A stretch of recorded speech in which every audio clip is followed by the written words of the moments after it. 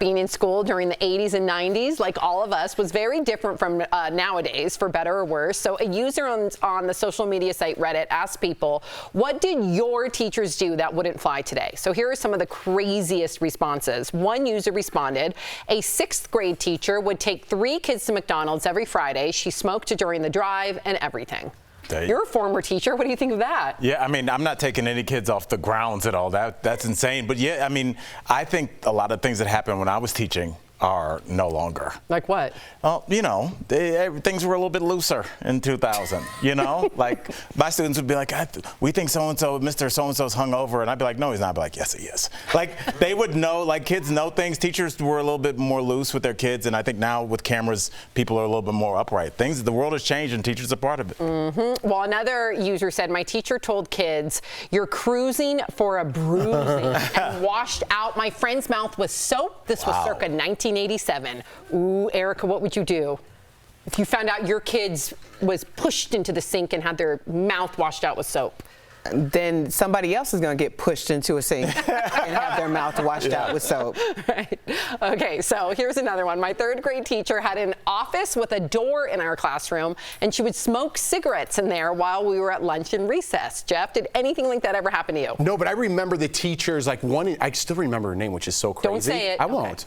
But it's in my head, which is crazy. But you would know the teachers that smoked. There was a smoking lounge, and then they'd cover up with perfume. But this was like in 5th grade, right? And you're like, I know they had a cigarette in there. You know what I mean? So like, I don't think it was singular cigarettes. There was a smoking lounge when you were in 5th grade? Yeah. The teachers, no, for teachers, not for the kids. No, I understand that, Jeff. Coming from recess, hold on.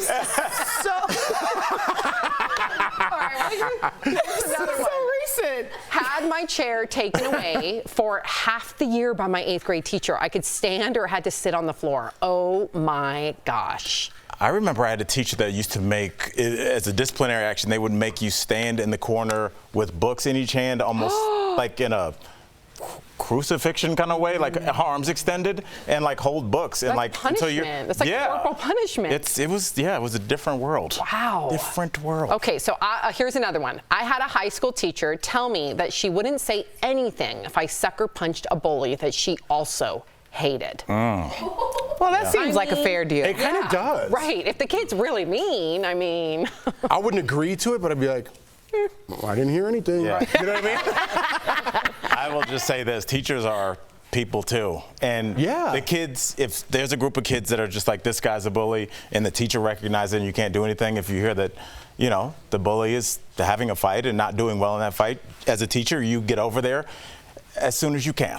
And sometimes you sometimes you want to make sure your shoes tied and close the door, and then you get there. I'm all for a little social justice. Yeah, there you go. I had a teacher who had my back on that one. Yeah, this guy, he said a racial slur to me, and I did something about it, and the teacher was very slow about the response. Yeah. He's just like, he's busy, Erica. And I was very slow. And did that student learn their lesson, I hope?